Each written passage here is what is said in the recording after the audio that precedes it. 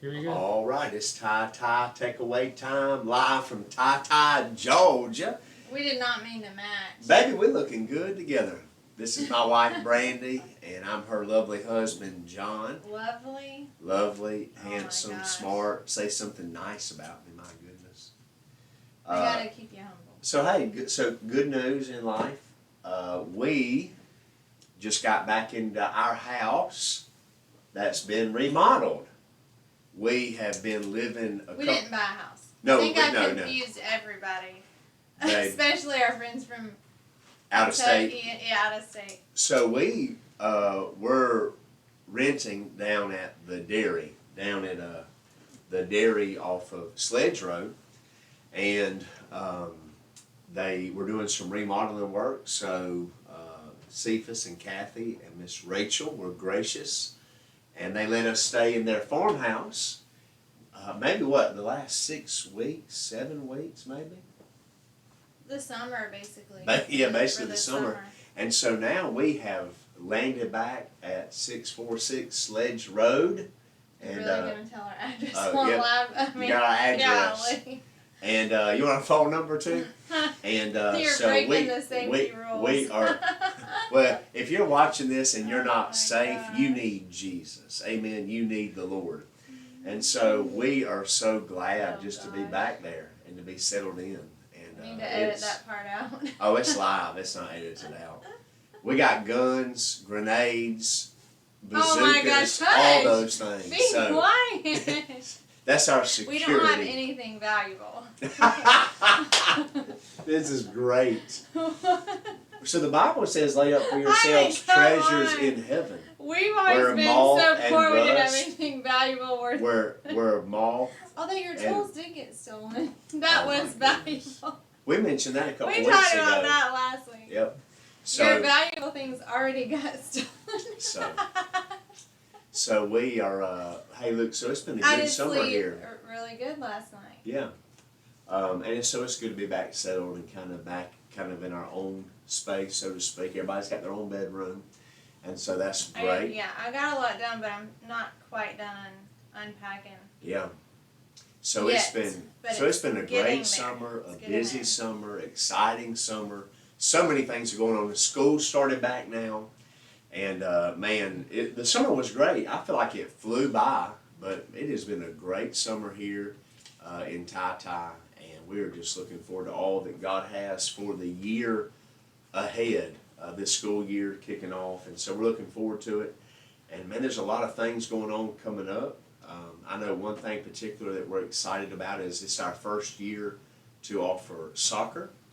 And so we've got the Ty-Ty Crickets soccer here. So if you want to sign up for soccer, come to the front office here. There's a lot of these forms on Miss Christie's desk, and it's for ages 3 to 6 years old. Or you can sign up online or call the church office or comment on Facebook, whatever. Get a hold of us because you don't want your child or your friends and family, if they're ages 3 to 6, you don't want them to miss out on the soccer sign up because this is the cheapest sport you'll find. It's only $10. Yeah. And that is a huge, basically like a ministry. And Miss Patty does a phenomenal job with the T-ball, and now this is soccer, the Ty-Ty Crickets. The first practice during the week. The games will be on Saturday mornings at 9:30 here at the church. The first game is October 14th. The last game is November 4th. So registration ends August 26th. So you definitely want to come by and get one of these, or I think there's a link you can fill this out online and pay your $10. You really want to get that registered and help us spread the word about that. Also, if you don't know, Chess Academy meets at our church, and they're having an open house coming up in August. And so if you have some, children interested in that, we can point you in the right direction. It's another Miss Christie that is over that if you have people who are interested in doing that. Chess Academy, 3 days a week, kind of like they teach core classes. So if you homeschool and need help, there's that option. Also, there's a back to school bash this Friday. Yes. At Joel and Heather's house at 6:30. Bring your bathing suit and bring a change of clothes. Bring a towel, and they're gonna have hamburgers and hot dogs. This is for the youth. They're having a big water slide too, I think. Yes. Yes. And this is for the youth and your parents, so that way we can all like meet each other. So don't forget about that. And also, the youth. It was really cool. Like during the youth spaghetti dinner, somebody donated a drum set to the youth praise band. So that was pretty cool. And then also, David Gibbs donated a keyboard to the youth praise band. So God's providing in those ways. And then I don't know if you want to tell the number of the amount that was raised at the spaghetti dinner. Nate told me it went up today, maybe. I don't know, but it was like insanely. So like I'm just like we're watching miracles, like amazing things happen. So the youth group provided a spaghetti dinner last night for all of our church family for donations. And they're remodeling their own space. They're doing some work in their youth room just to create their own area. Yeah, so some of it, wherever it's not used, will go towards youth activities. That's right. And so the goal was $10,000. And we raised over $11,000. There's actually a new number I'll wait and share Sunday. But last night when we left, $11,100 was given for spaghetti supper, and we had a fabulous turnout. Let me just say this, TyTy Church, thank you for turning up big for the next generation. I mean, this next generation, they need to know that we support them, that God that's real in our life can be real in their life, and you showing up, giving sacrificially, supporting them, that is big time. So thank you for showing up and supporting our teenagers. And look, and the youth last night sang a song. They sang last night a song, Bless the Lord. It was a great song. And one of our teenagers shared a great devotion on gratitude and thanksgiving. And then I have a little pride here. My 12-year-old son opened in prayer, and he crushed it. He prayed such a great prayer, I thought he read it. And so this morning, him and I were spending some time in prayer and talking. And I said, JD, did you write out that prayer? Did somebody write that? He said, no, Dad, that was from the heart. And so it was an awesome prayer. So Lauren did great sharing. The youth did great singing. They served. The food was great. The pound cake, Amy Goins, was out of this world with strawberries, Cool Whip or whipped cream, I'm not sure, on top. I didn't eat that part. And it was awesome. Great night. Then yesterday morning at church was a great day. We had a new family join the church. And my goodness, I've talked to 3 families. And that night they were helping serve already, I think. Absolutely. Awesome. And then today already I've talked to 3 families that want to join the church. And that is awesome. Wow. And so we had a great day yesterday. And then this morning we had the mentor training. Discipleship training. Yes, it was the biggest crowd we've had. And it broke out into testimony time. People weeping and just thanking God for His goodness. It was a great, great morning. And I told... Oh, and I didn't go this morning. I told Brandi last night or this morning. Was it last night or this morning when we were going to bed or getting up? I said, I bet our church is on cloud 9 today.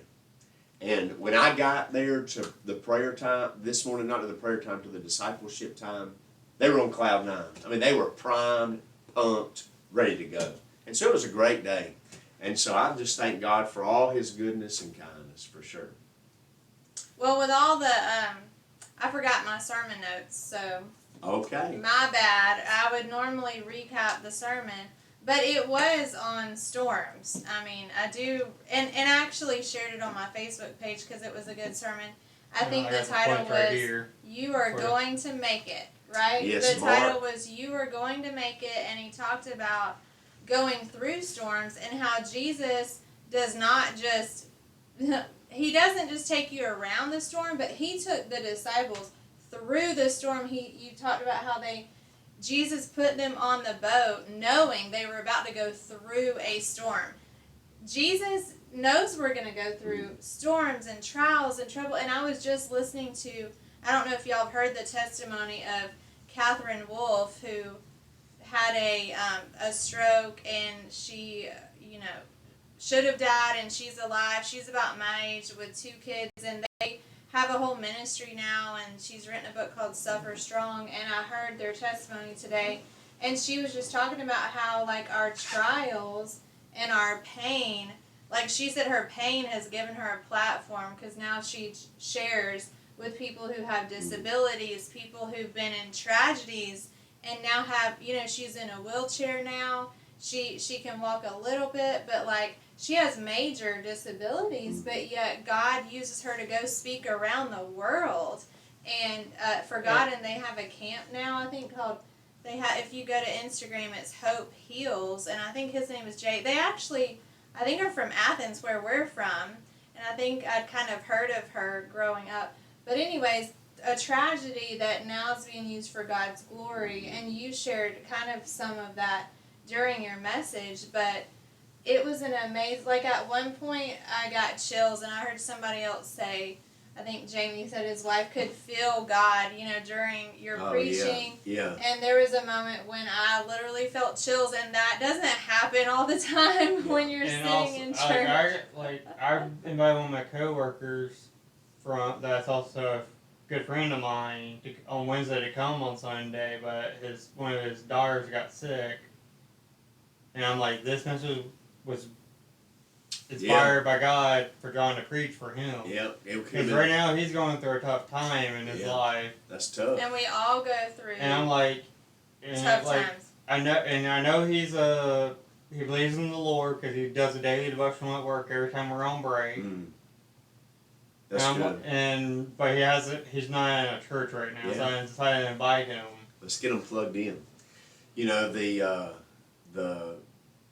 know, one thing that I was thinking about too, as I was kind of thinking back over the message, is tragedies and storms and trials. You can't change them. Like, you can't avoid them, and it's part of life. And it can help when you can see the good that comes from the tragedy or the trial or the storm. It doesn't take away the pain. It doesn't take away the hurt. It doesn't take away the brokenness or the loss. But when you are able to see that good has come from it, I think it can bring some peace. And sometimes when we fight against it, it makes it worse. Oh, if we fight against our trial, it can make us bitter. Like I just thought about bitterness from it. I just thought about this. You know how you said the refinery process in one of your other sermons of how he removes all our impurities? I think the storms are the furnace. Absolutely. Storms are the furnace, no doubt. No doubt about it. But if we surrender instead of fighting against it, if we surrender and just kind of accept, okay, I'm in a trial, you know, and trust Jesus to hold us together, to bring peace, and trust that He has a plan in it. And sometimes we don't see the plan until later, until maybe sometimes years later. Yeah. And sometimes but just trusting Him. And sometimes we never see the good that comes from things. But until heaven, maybe then. Yeah. Once we get to heaven, we'll probably understand why all the bad things happen, especially to good people. You know, when bad things happen to good people. But also, I just feel like that just helps us relate more to other people around us, though. Sometimes.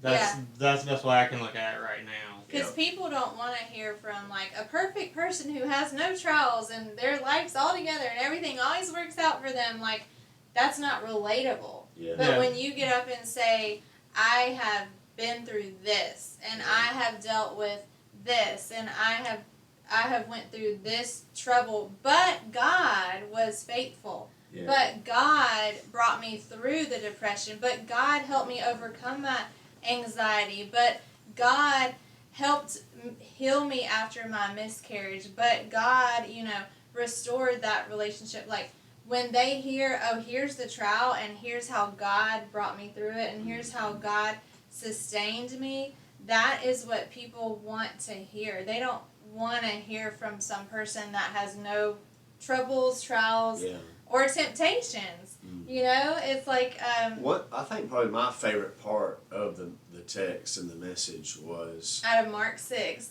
After they came through the storm, verse 53 through verse number 56 really is my favorite part of that, because it was a storm that stood between where they were and where Jesus wanted them to be. And, you know, there's going to be storms between where you are and where God wants you to be. And when they arrived at the other side of the storm, there was ministry to do. Ministry took place. And that's one thing that helps me stay the course. And there's been so many times, and Brandi, you can attest to this, where I've just been exhausted from the storm or wore out and, you know, just give out, burnt out, passed out. And, you know, because by grace we just kept going, there's people on the other side of that even storm. when you're tired, even when you're weary. Yeah.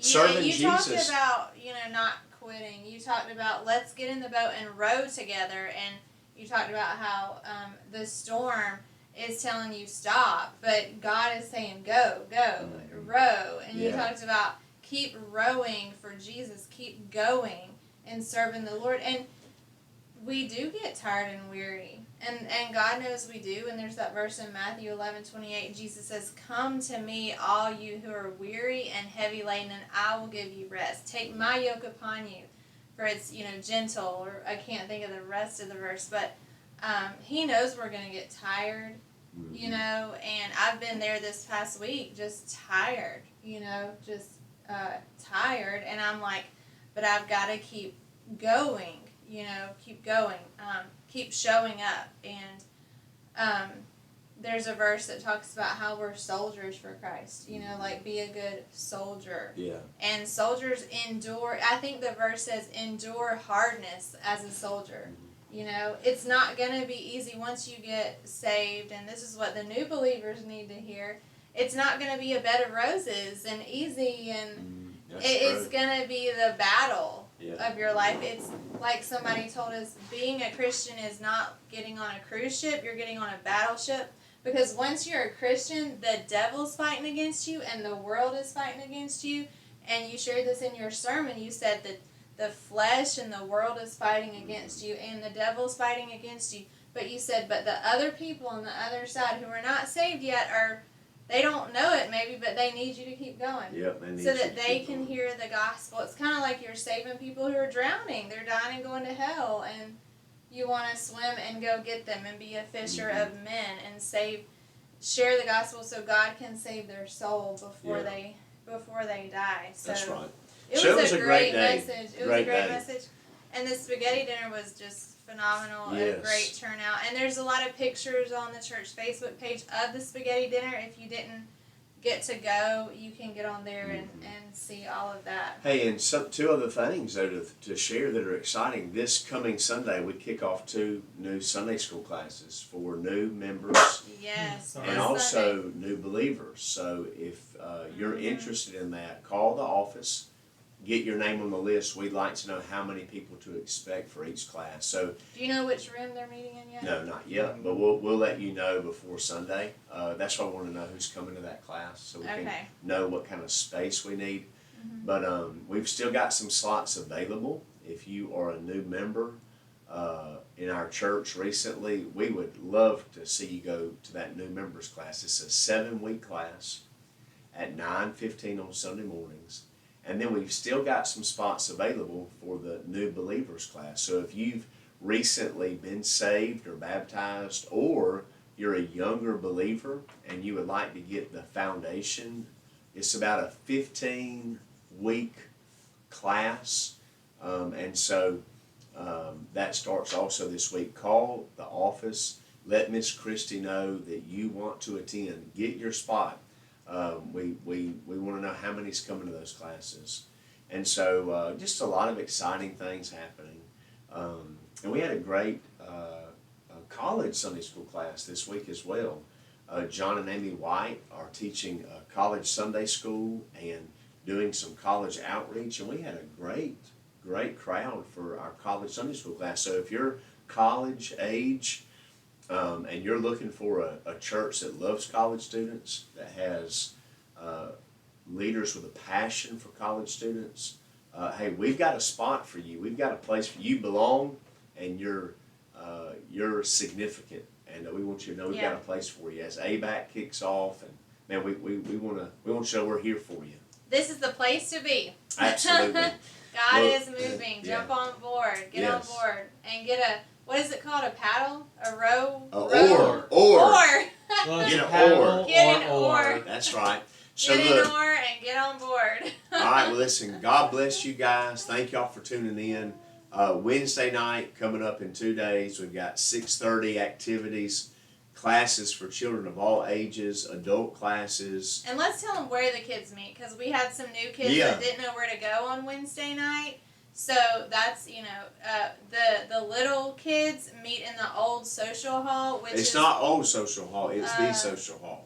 Sorry, Get I've that heard clear. some of y'all say that. That's why I Yeah, say that. and every time I say it, I get corrected. It is the social hall. It is. This is the gymnasium. Okay, but how do you explain to new people what the social hall is when they pull up on the church? So when you pull up on the church property, you'll see a breezeway. And when you're looking at the breezeway, the social hall is on the left and the gymnasium's on the right. So 6th grade through 12th grade go to the gym for youth group, and the kids that are like 4, I don't know. Yeah, I think we do 4 years 7th old grade to- and up for youth. Okay. And Okay. 6th grade and below is in the social hall, which is Okay. behind the Yep. the playground. And then the adults are in the sanctuary with John. That's right. Oh, I'll tell you this. So we just finished up Philippians. This Wednesday night, we're kicking off the book of Colossians. So Colossians chapter 1 this Wednesday. And then also coming up this Sunday evening, we'll finish the book of Jonah. So we'll look at that this coming Sunday night. Thank y'all for all right, tuning God in. bless. Have a good night. Bye.